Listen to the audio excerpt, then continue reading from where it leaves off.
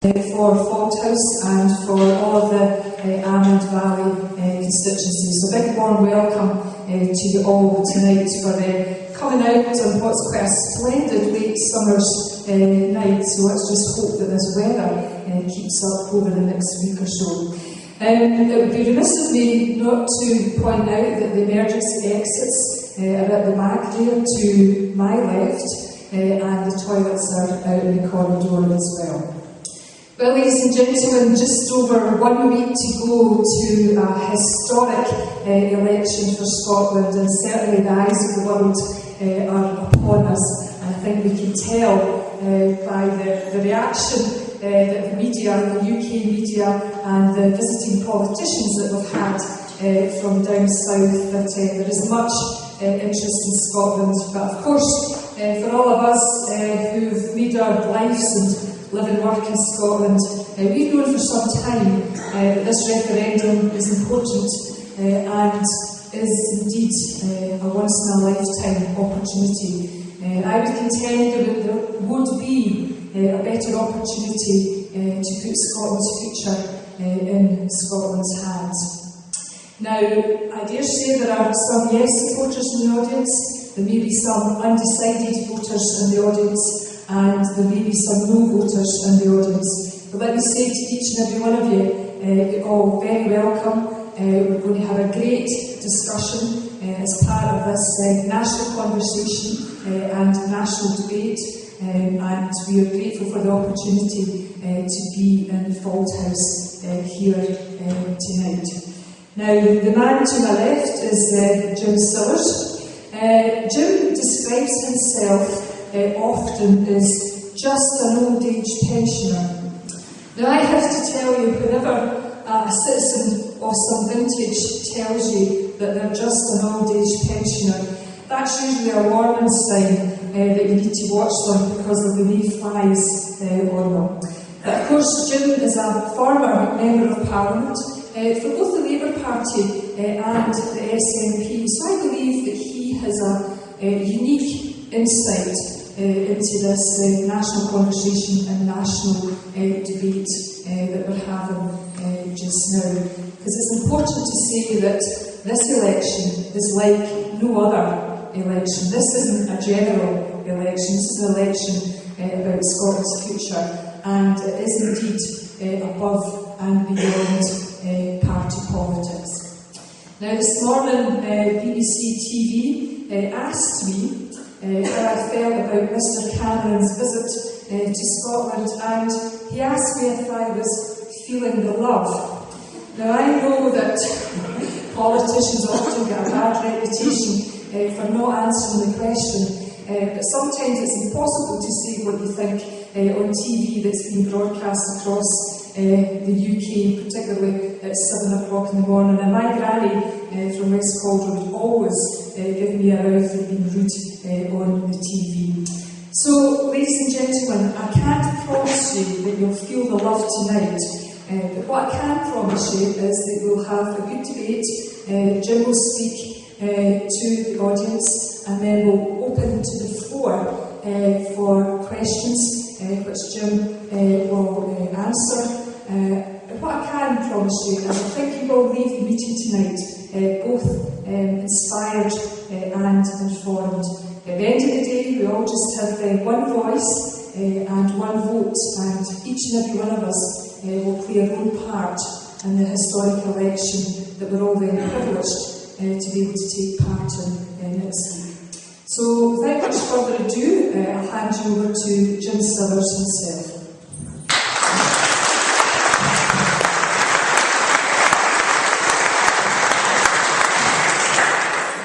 Can everybody hear me at the back? Yes. That's fine, thank you very much. I am actually a grandma, and that's one of the reasons I came out to campaign out of retirement into this campaign for a yes vote. When all of, I've got 10, when each one of them reached the end of primary 7 and was moving into S1, I've written them all a grandma letter, on the basis they're likely to listen to me than their mothers and fathers. Margot was always upset that it was a grandpa letter and not a granny letter. And I've talked to them, each one individually. Although I had retired, my mind had not retired. And I've got a friend in Hong Kong who's a Scot, runs an economics analysis business there. And I read the newspapers, I read the Washington Post, New York Times, as well as others. And in 2007, my friend from Hong Kong sent me a document called The Four Horsemen of the Apocalypse, forecasting what was about to happen to the world economy. And there was a guy called Professor Rubini in New York, who all the central bankers derided as Dr. Doom. And Professor Rubini was arguing that how they were conducting the financial affairs in America would lead to disaster. So I was reading this and I came to the conclusion that they were right. Roughly about the same time as Alistair Darling, as the Chancellor of the Exchequer, was making his 2008 budget. And it so happened, coincidentally, I was asked to talk to a meeting organised by the Hollywood magazine in Edinburgh. And I was telling that audience of what was likely to come, based on what my mate told me, his analysis, what Professor Rubini and others had been saying. I was warning of the financial tsunami coming across from America.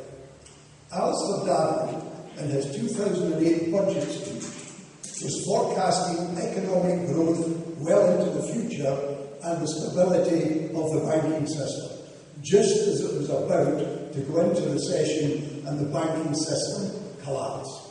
So I can claim to my grandchildren that I have some understanding of the economic structures of the UK and where we sit in the world. And I've had to tell you one of them. If we remain as part of the United Kingdom, you have to understand the historical context. We are part of an empire not only in decline, but in the final stages of fall. Happens to all empires. If you go back into ancient history, the Persian Empire rose, declined, and fell. Alexander the Great did exactly the same. So did the Romans, so did the French, so did the Portuguese, so did the Spanish. So why should the British Empire be any different? It actually began to decline, believe it or not, in 1850, when Germany and the United States surpassed us in what was power in those days, which was steel production. But it was a very, very slow decline. Since the Second World War, the decline has been quite fast, and in recent years, quite precipitous. The United Kingdom's national debt today stands at £1.3 trillion.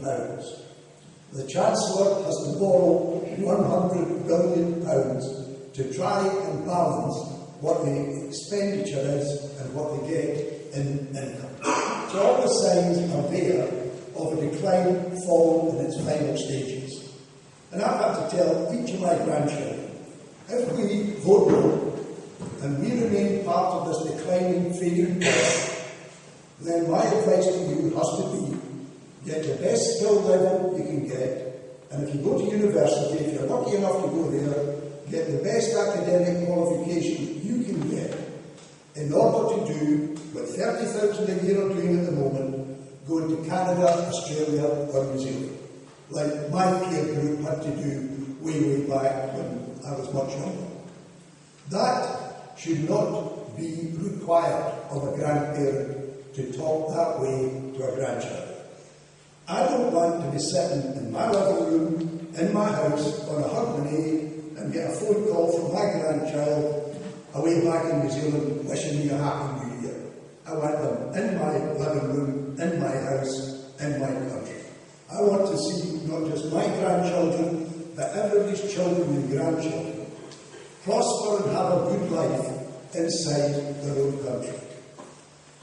To get that, I want to talk to you about power, because the referendum is about power. Stripped bare of all the arguments, it's about power. Either you have it, and you don't have it. Now, To some extent, the Scottish population has been under an illusion, believing that devolution gives us power. It doesn't.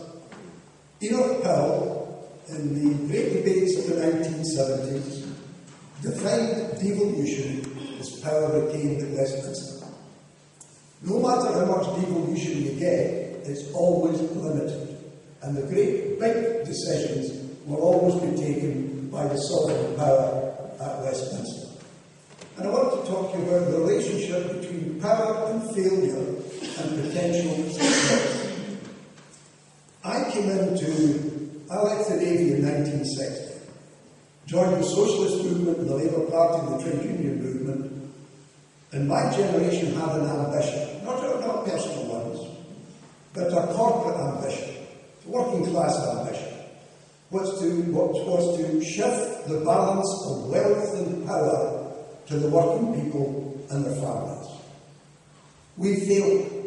This might upset some folk in the audience of my age group, but we've got to face up to the fact we failed. Where's the evidence that we failed? The Scottish population is about 5 million. The latest figures show that 1 million are living below the poverty line, and that includes people in a job and on zero-hour work lines. If you go to any little store in Scotland, outside the entrance, a great big billboard, because Lidl and STV are trying to raise money to alleviate child poverty. And the first line of that billboard says, 1 in 5 Scottish children are living in poverty. That's 250,000 in a population of 5 million. 1 in 9 of our children are living in extreme poverty. That's a sign of us having failed to shift the balance of wealth and power to working people and their families. And while poverty denies people some material factors in life, the real serious factor of poverty is that it crushes people. I've been campaigning in some parts of Glasgow, and it would break your heart. I see people who are reduced almost to the state of destitution, who don't believe in anything any longer, and who, given their physical condition as they walk about the streets of some of the deprived areas, won't last another 10 years. I talked to a lassie coming out from chapel. In her street there have been 4 suicides this year alone, as young people just give up. And it's what happens to a child that really makes me outraged, and one of the reasons I've come back into this particular debate. Yes, there's material deficit in that life. But Dr. Harry Burns, who's just retired as the Chief Medical Officer for Scotland, has done an enormous research, and it's worldwide research. It's from the womb, not from birth, but from the womb to the age of 3. That is decisive in the life of a child. If it's born into poverty and deprivation, it is handicapped going into education, and because it's handicapped in education, it's handicapped almost for the rest of its life, with 1 or 2 exceptions. That is what's going to happen to those children. In 1973, I was a member of Parliament. 1973, we debated this document here called Born to Fail, about the number of children living in poverty and what it did to them. This is 2014, and there are more of our children now than in 1973 born to fail. So that's a sign that my generation, we wanted to shift the balance of wealth and power to working people and their families, but we didn't do it. We failed to do it, and the signs are all there of our failure. I, today, can tell you, after having campaigned from way up Fort William, down to Annan, throughout the Central Belt, Dundee, Aberdeen, and all the rest of it, I believe the generation that's succeeding me, generation of young people, now young for me is 19 to 45, that will be young for a number of folk, but that's the generation for me. tremendous ability they have shown in this campaign. They have created the greatest civic movement Scotland has ever seen. Meetings like this are not at all unusual anywhere in Scotland, of people coming together in a way they've never done before and engaging in self-education, because that's what these meetings are about. I'm better educated now about Scotland and people than I was a year ago because of the kind of meetings. And if I succeed tonight in our discussion, you will leave here better, knowing more than you did when you come in the front door. And all over Scotland, there are people today who 6 months ago were switched off from any public debate, who are now taking part, particularly through the social media, in great discussions and learning about things themselves. I was in Port Glasgow last week.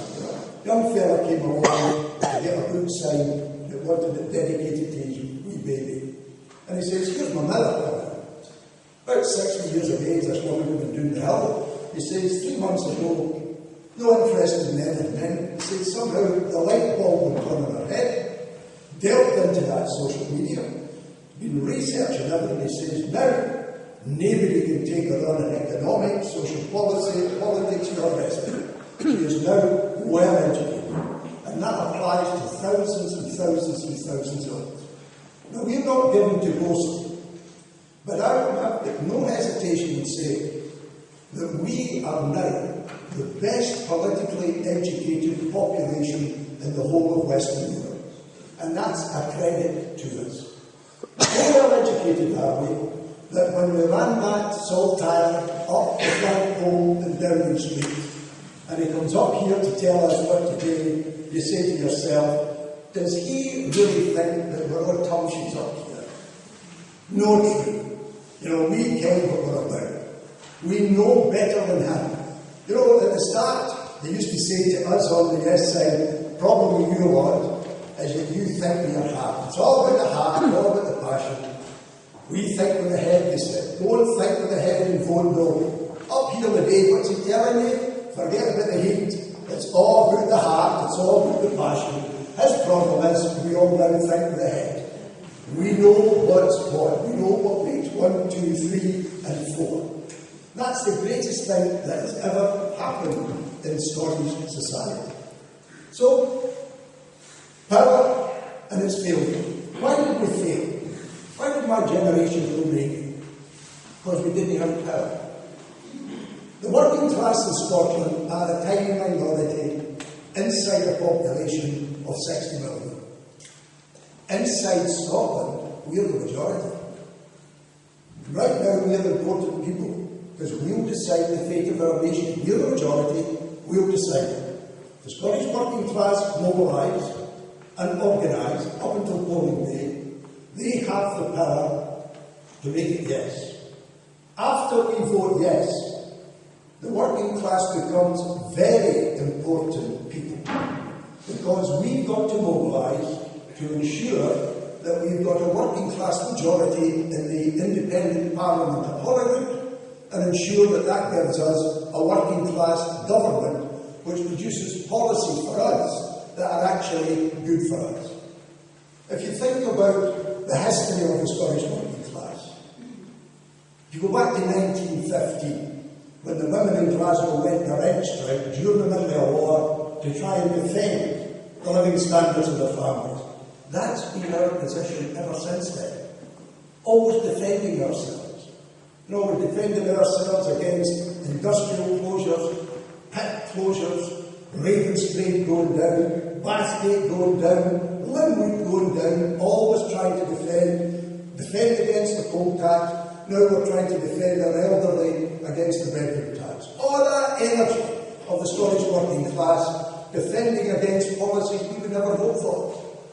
Because we're a minority, we've been down, voted Labour on a Thursday, and woke up time and again on a Friday with a Tory government. Think about this. In the last election, we elected 59 MPs. Only one of them was a Tory. So how come 1 out of 59 and we end up with a Tory government? As the Proclaimer's song Captain Hans says, Why should we let someone else rule our land? And that's the question the Scots have got to answer as we roll up towards the 18th. We in the socialist movement in Scotland were not bankrupt of ideas. There were lots of things we wanted to do. We were always trumped by an English Tory south of the border, or by the Labour Party having to pander to Middle England south of the border, and therefore water down the policies that we want. Come independence, and if there's Labour folk in the audience, take this on board. Independence means independence for the Labour Party as well as everybody else. Never again will the Labour Party in Scotland have to look over its shoulder to see whether or not what it's doing is approved. And think of the vote in our Parliament on the Iraq War. I am convinced that all the Labour MSPs who voted to endorse the Iraq War knew it was wrong. But being members of a party that across the border had to vote yes, because that's what they were told today. Independent, they don't need to bother any longer. Never again looking over our shoulders.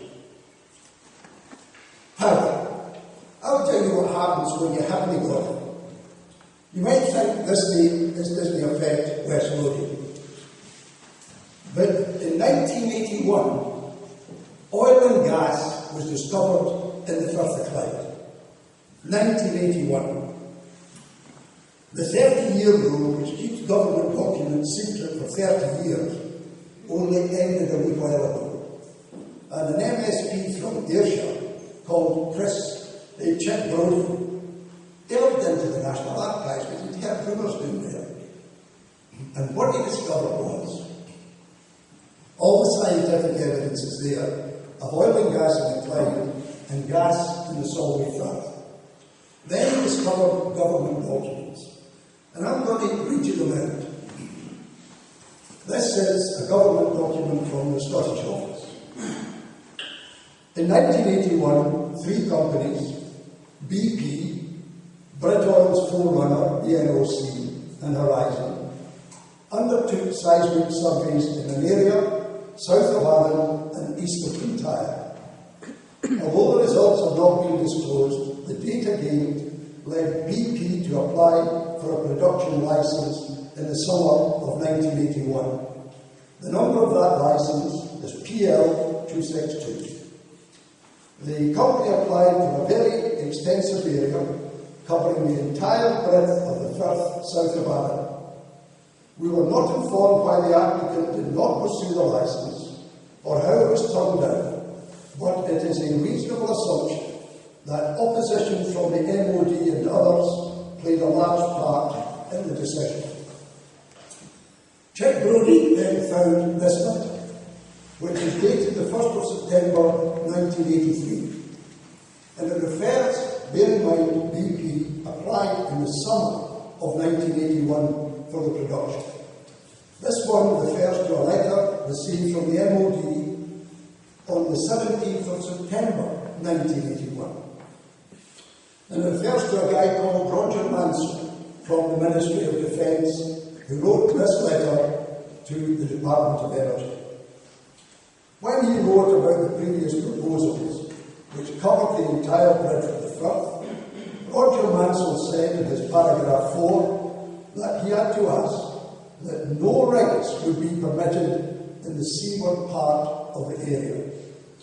This blanket refusal to agree to any right under any circumstances rules out testing of the area's hydrocarbon potential, and I would expect only very compelling reasons would lead the MOD to such a request. The compelling reason was a submarine called Polaris, and the compelling reason today is a submarine called Trident. 1981, Mrs. Thatcher's government was destroying the engineering and industrial base of the central belt of Scotland. Unemployment was rising, engineers were being put on the dole, some of them forever, and off that Firth of Clyde, under those waters was a new extensive oil and gas industry waiting to be born. We had no power, so it was kept secret. We had no power, so the submarine kept sailing, as unemployment and poverty rose along the Ayrshire coast into Glasgow, Dumbarton and Clydebank as well. That's what happens when you don't have power. Now, if we vote yes on the 18th, between the hour of 7 a.m. and 10 p.m, that's 15 hours, a remarkable thing is going to happen. You and me, for the first time ever, are going to be sovereign over our own country. That wee bit of paper holds the sovereignty of Scotland in our hands. We are in total control of what happens to our country. We have power in that wee bit of paper. If at 1 minute past 10 we vote no, all that sovereign power disappears and we transfer it back down south to be ruled by someone else.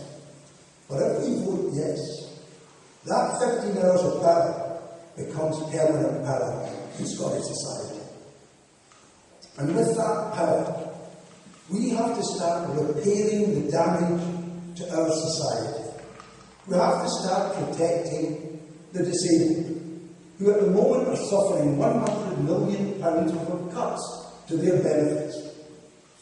Some of them are being taken in before an organisation called ATOS to be examined as to whether or not they're fit to work. Well, in cases of people in terminal cancer being told they're fit to work. And when I got into a taxi about a month ago in Edinburgh, the driver said to me, "You're not going to believe this." I don't think anybody will believe it. He said, "My last fare was an 84-year-old man in a wheelchair going in front of Atos to see if he was fit for work." I said, "I don't believe it." He said, "I'm telling you, I didn't believe it either, but it's true." And I've known cases of disabled people going in there and they are humiliated. We would never vote for policies like that. There are unemployed people who, if they miss an appointment at the job centre, or if they're late, it can happen, the bus doesn't come or the rain's no real, they're sanctioned. Maybe 2 weeks, no money whatsoever. What are they today? We would never vote for policies like that. I was a child during the war. We never met anybody who was starving during the war. There was nobody who was destitute, despite the fact that we're under attack and at war. That's not the case today. We have no power at the moment to prevent that happening. When we've got the power, we can start repairing our society and building a far, far better one. And on Clyde, we tell Trident, we tell London. Alex Salmon says you've got 5.5 years. Maybe Alex right. But what we've got to tell them is we're no way 5.5 years to develop the oil and gas industry under the Clyde. Our folk need jobs. Our young people need apprenticeships. We're talking about rig building, vessel building, maintenance, and it stretches right across the Central Belt. Although you might think you're a long way from the Firth of Clyde, you're not in terms of the kind of industry that it generates. And I can give you an illustration of what happens when you're part of an oil and gas industry. At Patna in Ayrshire last week, the young fella stood up and he said to the audience, "I'm voting yes." He says, "I'm an electrician, can I get a job in here?" He says, "But I'm in Aberdeen, I get a job in Aberdeen. I'm in the lower end of the electrician scale and it's £16.50 an hour." Now compare that with £6.31 an hour, where folk are working in West Lothian and Lanark and in Glasgow and elsewhere. That's the kind of opportunities for us. And if it is 5.5 years, well, we've got to tell them, nothing doing. We've got the power now. The oil industry is being exploited, the rigs are being built, and the rigs are going in there. And you will have to get a better sat-nav system for that Trident submarine so that it can sail past your rigs up the Clyde. That's the kind of attitude we've got to have. I wrote a book called In Place of Fear 2, and I drew my inspirations from an Iron Ben. He wrote the first book, In Place of Fear, in 1952. Obviously, I was too young to read it then, but my father bought it and kept it and I read it. And what Iron Bevan told socialists was that the greatest weapon in the armory of a socialist is audacity. The audacity to think the way the establishment tell you not to think. And the audacity to do what the establishment tell you you cannot do. We tend to take the National Health Service for granted. It wasn't an easy thing for Bevan to set up. The Royal College of this and the Royal College of that and that and that, the GPs and all the economists tell them they couldn't do it. And I remember seeing a documentary of him addressing a big crowd in the Methodist Hall in London, and he said, this is what mission says, this is what that says, and he went right through it, and he said, that's the orthodox view, but I'm an orthodox minister, and the National Health Service is starting when I say it starts. That's the kind of audacity we have to employ when we come to look at the Scottish resources. When we come to say, we have the power, and we are going to exercise that power. And one of the areas we'll have to exercise that power is over land ownership and land use.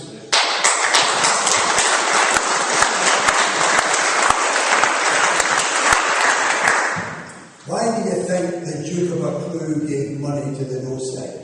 Because he's worried about the folk in Fauldhouse. He kens the day of reckoning is finally coming. Way back in socialist history, Tom Johnson wrote a book called Our Noble Families, of how exactly they stole the land of the people.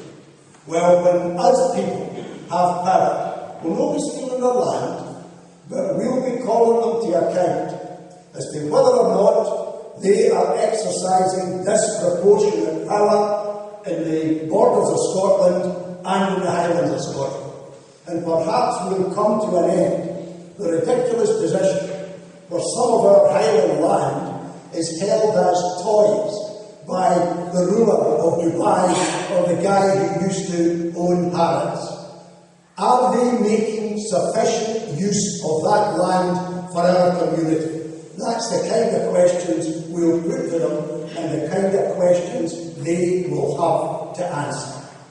So if we have power, it means that we can start shifting the balance of wealth and power to working class families. We are the 14th richest country in the world, according to the Organisation for Economic Cooperation and Development, 4 above the rest of the UK. And we have to ask ourselves, how come food banks, how come 1 million are actually living in poverty? How come? Because we've no power to ensure the proper distribution of that wealth among our whole population. We can start putting that right. I'm not talking about utopia or nirvana. We'll have to work hard. We'll have to think through our policies. We'll have to debate them.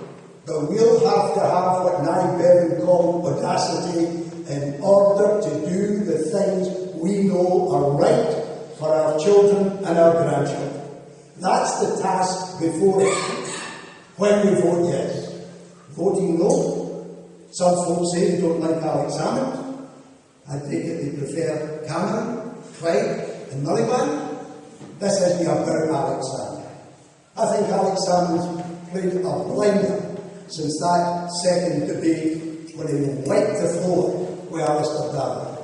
And we owe Alex Salmond personally a great debt for bringing us to the point where we can decide actually what we're going to do with our country.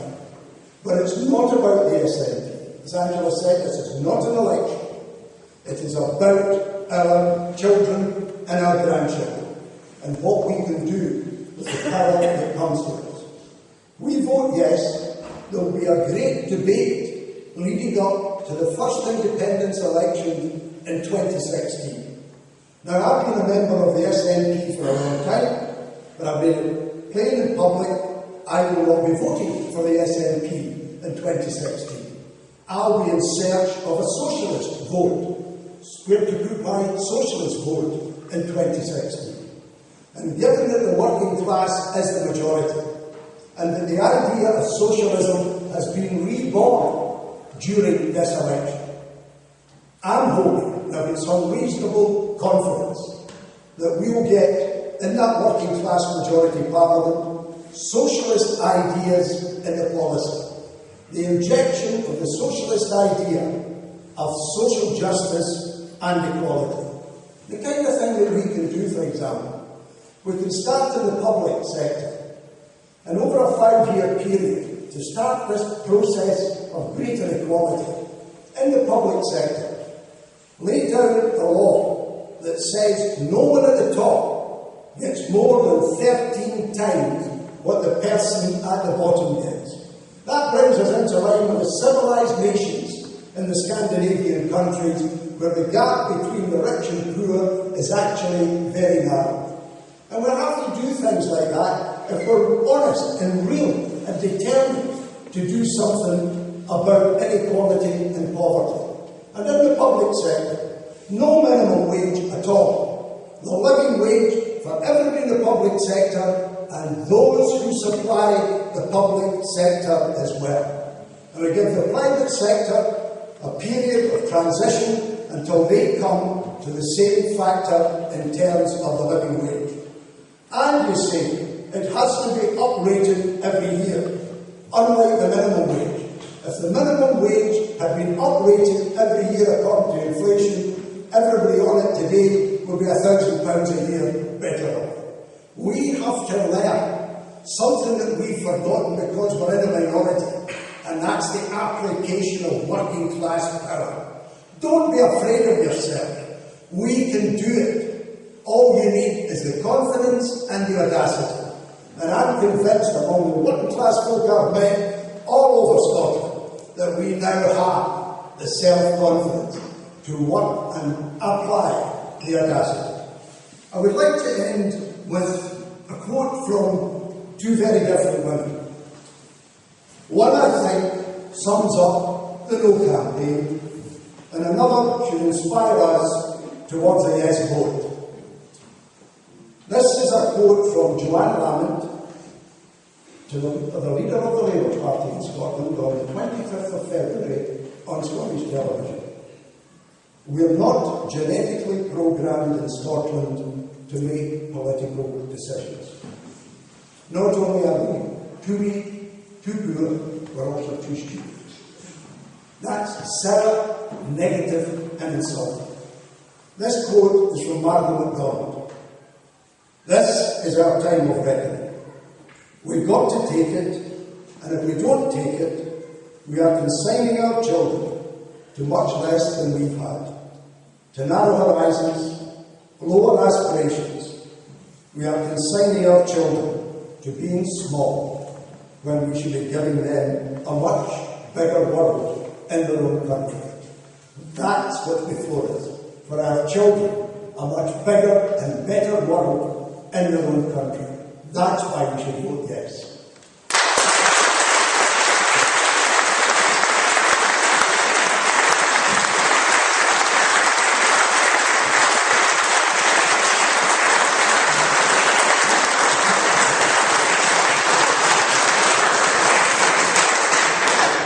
Well, ladies and gentlemen, I'm sure that you, like me, are blown away by that speech that was full of audacity and attitude.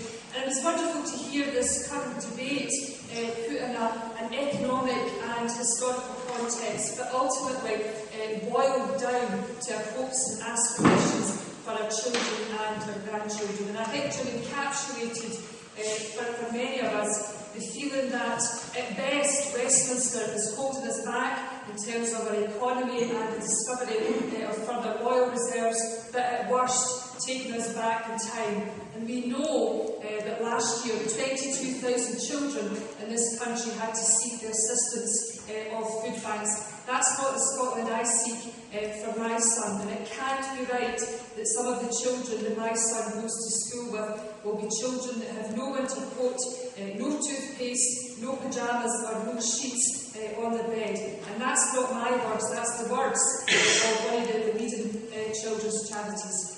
Now, Jim, we are about to find find out what it's like to be quizzed by one of the most politically aware and informed populations in the world. I think you're dead right. People in Scotland are buzzing with knowledge, with questions, and I'm sure that we'll have many questions here tonight. So I'm looking to see who's going to be the audacious volunteers to ask them questions. We've got a roving mic, Stacey and Colleen at the back. If you don't mind, if you wish, you can say your name. It's always good to be able to be courteous to people to address them by the title that they wish. So who's going to go first? I'm going to take this gentleman here. So just try and put your hands up and then